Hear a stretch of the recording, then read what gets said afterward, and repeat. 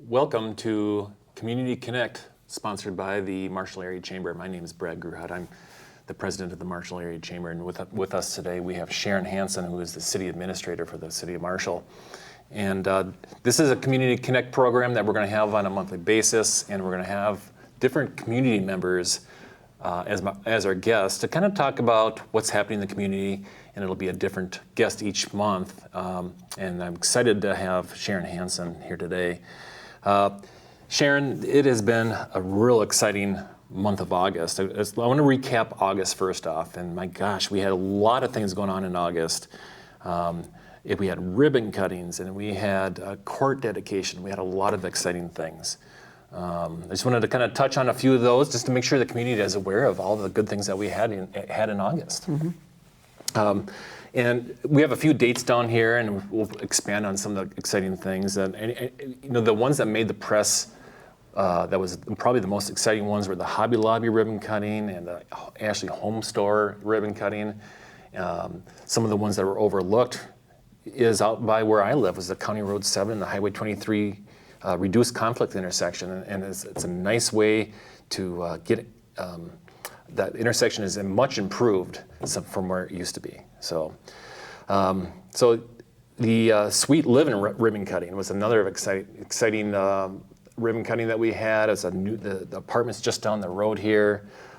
They gutted the interior, and now we have some more housing for the people, especially as SMSU is starting to open for them to live. But let's kind of highlight Carter's court dedication. Sharon, I saw you there. What an exciting day that was. That was an awesome event for the city of Marshall, and I think the Boer-Boom family really kind of summed it up best, which is the city is like one big family to them, and they really came out and supported that particular dedication. But over the years, Carter Boer-Boom and his family as well. So a beautiful looking court, and it was just a fun day. And I remember remarking to U.S. Bank individuals who was a major part in this particular court dedication, along with the community, because they voted on this and ensured that Marshall won this court. And we competed against some pretty good size communities who also wanted this, but again, by our voting, we were able to secure it. But I remember telling a U.S. Bank individual that we're so lucky in Marshall, but it really isn't luck. It's really the community pulling together and the businesses that we have and the families. So this was just a good combination of the community, the family, and the businesses, and supporting to make sure that Marshall did get this Timberwolves court. Mm-hmm. Dating back, I remember when we were through the voting process, I forget which month it was it April and May, and the community of Marshall had the opportunity to vote several times, and we won. The city of Marshall won by 20%. So it was exciting to see the community rally around this initiative, and what a beautiful court it is for sure. And it's just one more reason that that August was a really good month in Marshall. Yeah, let me just kind of add too, on the County Road 7, Highway 23 reduced conflict intersection, which we've given a short term to that, which is the J-turns. As most people are aware, that we have one on Saratoga and then on Lion Street, which was a recent addition last year. They take a little bit of training or use to figure out how to go through them, but for most of those intersections, Lion Street and also Saratoga, we've had some serious car accidents and vehicle accidents there, and I can speak specifically on Saratoga. We haven't had any since that J-turn was put in, and there in that particular intersection we've had fatalities, and so it does save lives and it improves transportation. It does take a little bit to get used to it, but it's really important, the work that the Department of Transportation did. This was a Minnesota Department of Transportation project, wasn't a city project, but obviously it affects our community, and so we see that as a positive. The other thing I'll add to that, when it was closed off for a period of time, because we have 10,000 employees that come to Marshall every day, every work day to work here, it impacted them. And when it was open, they were really appreciative that they could use County Road 7 or Country Club Drive again. And so it was a good project, and hopefully over time people will appreciate it. We know the statistics prove its worth. Right. And it was really good timing. You know, at the beginning of August, it opened up. And of course, in the past week, the 4th Street and Country Club Drive intersection opened. And just this morning, the 2nd Street intersection opened up right by the Senex gas station, which was good timing with West Side School and the public school is opening today. So it's really exciting that this construction can be done. Construction season is it's winding up. A lot of these projects try to get done as we get closer to the fall and the winter season. A few other things I wanted to highlight in August. We had Lyon County Fair. The constant impression of the Lyon County Fair this year was probably one of the best ever, and it's exciting. The midway it was attractive. The concerts were good. And it's just great to see the Lyon County Fair come out on top as well as it did. The Sounds of Summer, August 16th through the 18th, another really exciting time for Marshall. A lot of people coming to town. So a few other events that we had that were really exciting there. And overall, everything that we kind of talked about today is more reasons that people come to Marshall. Yeah, and I think those particular events, even though they're short-term, they're economic development events, really. When we see those events happening, whether it be the Lyon County Fair or Sounds of Summer, there's increased traffic in the city. They're purchasing gas and groceries and goods, and so it's definitely a benefit to the city in addition to kind of the community-wide impact that they're making. Right. And that goes back to what we kind of opened up with, Hobby Lobby and Ashley Furniture. One of the concerns is from some of our smaller businesses that they actually might get hurt from these companies coming in, but that's not the case at all. When people come in, there is no reason why anybody should leave to get their furniture. You know, we have so many different options in town, and when people are here for Hobby Lobby, they're also going to go visit Menards, they're going to go visit the municipal liquor store, and they have so many different reasons and places to stop when they're in town. And of course, we have a very vibrant downtown, and they're going to visit all the boutiques that we have downtown. Sharon, it seems like though the city has had some very large projects that were recently begun and a couple that are soon to be considered by the council. Can you give some background on the wastewater and the water projects as well as the future city hall and the community pool? Right, one of the comments I've heard is, it seems like the city is spending a lot of money lately, and we are, right? I don't disagree with that, and part of that reason is some of these projects have been delayed over the years, particularly the water softening project. That was actually supposed to occur last year, but was delayed by a lawsuit by the environmental groups because of the type of funding that the legislature chose. We did get a $7 million grant. The rest of that project, which is approximately $11 million, is going to be funded by fund balances for both wastewater and our water treatment fund, which is operated by Marshall Municipal Utilities. We will look at water rates as well, although we think for residential we can keep those rates relatively modest. And what it also means is that because we're looking at softening the water, it'll mean reduced softener salt usage, hopefully with residents. We'll have to do some education. We're partnering with the water softener businesses in town and having them help us with that.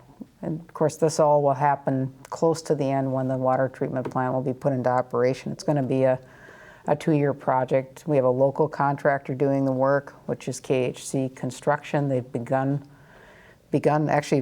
construction already this fall, and so that's kind of exciting to see. And ultimately, not only is it going to be softer water, which will be better for water softeners and our equipment in our household, it also, most importantly, means reduced chlorides going into the Redwood River. And the city of Marshall is under a chloride limit compliance issue with the Minnesota Pollution Control Agency. We need to meet meet those requirements. So that's really important. Wastewater is aging infrastructure.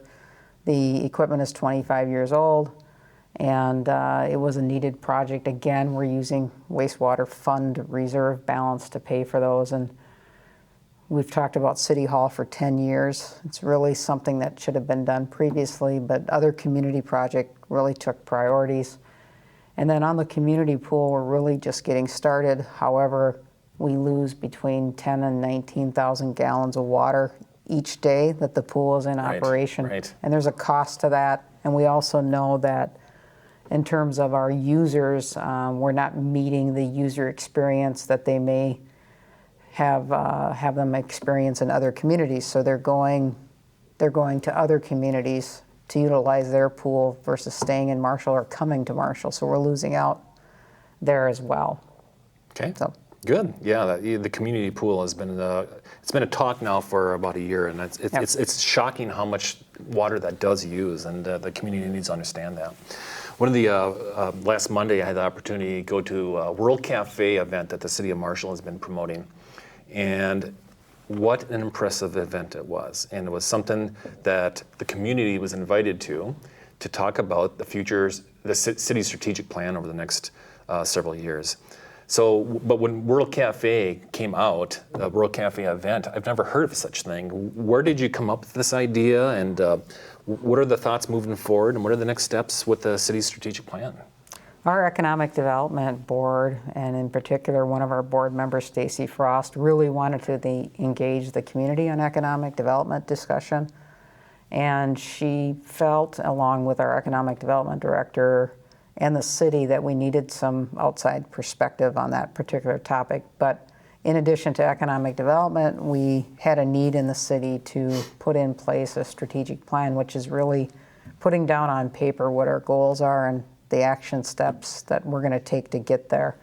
And so we kind of expanded that particular idea to be all-inclusive on all city topics, and the World Cafe is really meant to provide kind of a conversational way of getting people to provide comments. You didn't have to stand up and speak in front of a crowd, although some did, as a facilitator per table, but it was really more about having a conversation. And one of the things that we wanted to achieve is not only getting a lot of feedback, but we knew that we didn't want them just to be city council goals or staff goals. We wanted to have the community have a part of these goals, so we can have a finished strategic plan that has shared goals amongst everyone. And so it was a greatly attended event. We know that maybe it's a springboard or a particular method that can be used in other topics that come along for the city or other community organizations. So, How many people showed up? we had over 80, and so very exciting. It was good. It was a busy time of year. I know school is just starting, and college was back, and so worried a little bit about the timing. And you never know how many people are going to show up when you have the events. We didn't have RSVP or nothing like that, and so it shows that the community is interested in Marshall and wants to see it succeed. And also, we thought we got a lot of positive comments at that meeting too, and that was really important to us. Right. A lot of times strategic meetings can be not all that exciting, but I walked away and it was the quickest 2.5-hour strategic planning meeting I've ever been involved with. So looking forward, where do you see the city's other major decisions to finish out the year when it comes to EDA, the budget, and anything else that might be a pressing issue? We really want to see some economic development occur on Block 11, which is the area south of Varsity Pub. We have a proposal in hand from a developer. Anytime there's some economic development work, it has to be the right time, right place, right people involved, and so it takes longer than we really want.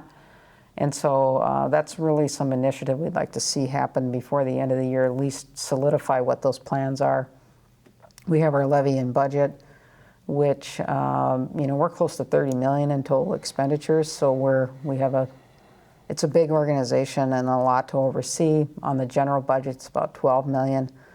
So a lot of times we get focused on percentage increases, but we're really going to look at the dollars and we are in the people business. A lot of services we provide are person to person, or our staff having to do the work to provide the services, and so we have to find a way to pay for those, and so we'll have to look at an increase in our levy and budget, unfortunately, and hopefully we can moderate that so it's not a huge impact.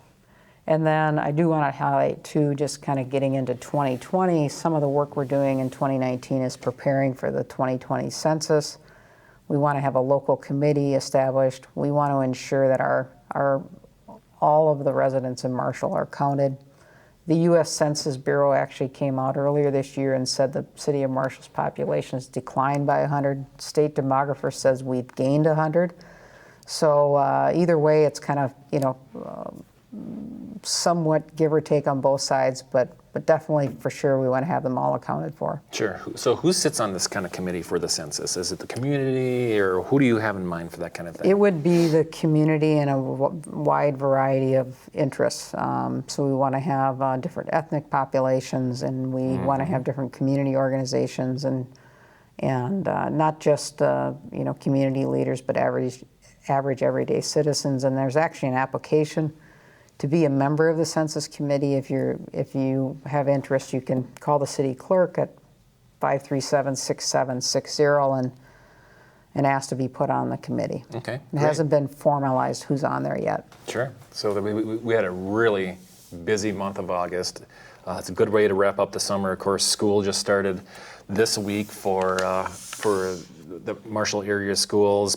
We have a really busy September, and let's just kind of preview a few things that we have going on in the community. But of course, me working for the chamber, I have to obviously highlight a few things that we have going on at the chamber too. So this upcoming week in September 6th and 7th, we have Hop Fest, and Hop Fest is going on its 4th or 5th year.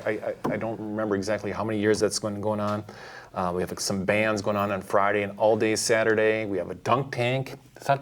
Speaking of dunk tank, Sharon, let's talk about the dunk tank a little bit. I think I saw your picture on a few of those dunk tank posters.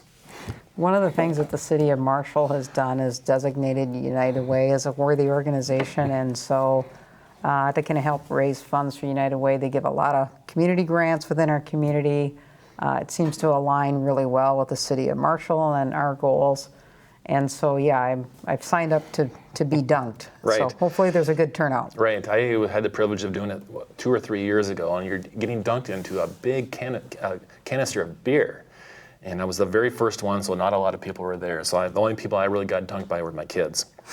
So a few other things coming up for this upcoming week. Of course, it's Egg Bowl right here on campus. And that Egg Bowl is a really cool opportunity to kind of highlight our agriculture community on campus, and so there's a lot of different kind of sponsors for Egg Bowl, and of course that the SMSU football team will be there as well, and I think game time's at 6 o'clock, and so it's a lot of fun this upcoming weekend.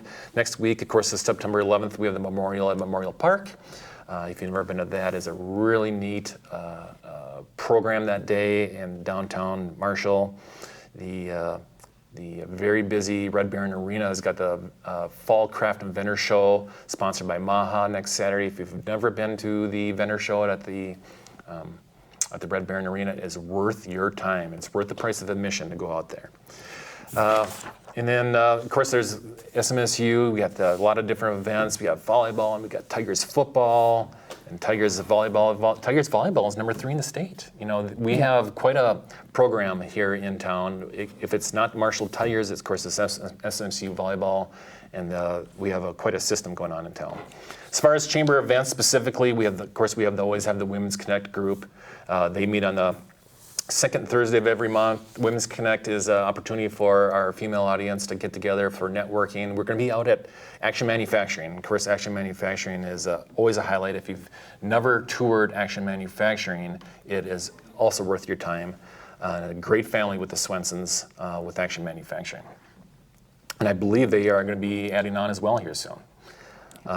Young professionals, we're September 17th. We're going to learn more. Quite the timing. We're going to be learning about the recycling program here in Marshall. That is on Tuesday, September 17th. If you've never, if you're considering the Chamber of Commerce, we have our orientation on September 19th. It is an opportunity to learn more about what the Chamber can do. And finally, our after hours event in September is going to be at Smile Designers, September 26th. And it is an after hours social for our members to meet each other and shake hands, trade some business cards, and also at the same time, Smile Designers and Dr. Thomas get to talk about what they all have to offer at their facility. So a lot of things coming up. I wanted to highlight one event in October, and that would be our Taste of Marshall. October 28th is our Taste of Marshall and our annual meeting. Last year we had 374 people at the Taste of Marshall. We also give out awards for the Business of the Year and Rookie of the Year and a few others, Nonprofit of the Year, All-Star of the Year. So if you've never been to the Taste of Marshall, Monday, October 28th, the second floor of SMSU Conference Center. And with that, anything else you'd like to kind of share today, Sharon? So I appreciate you having me. It's always good to talk about things that are happening in the community and the city of Marshall. I know one of the discussion points at the World Cafe event is communication, so I hope that helps achieve a little bit better communication, at least in one way for the city. Absolutely, and there will be more coming out of the whole World Cafe event. There's going to be a lot of the things that were talked about will be coming out in October, November timeframe, so it's exciting to hear and what not only the business community, but the community in general will be able to help out moving forward with the strategic plan. Sorry. This particular program will be held on the beginning of the month, every month. Our next guest will be Bill Malso, who is with SMSU. And so we'll be kind of hearing about what's going on here at SMSU moving forward this fall and anything else that Bill wants to talk about. So with that, Sharon, I sure do appreciate you taking the time today and being our guest. And we'll see you all again next month on October 1st. With that, again, thanks for watching Community Connect, sponsored by the Marshall Area Chamber of Commerce.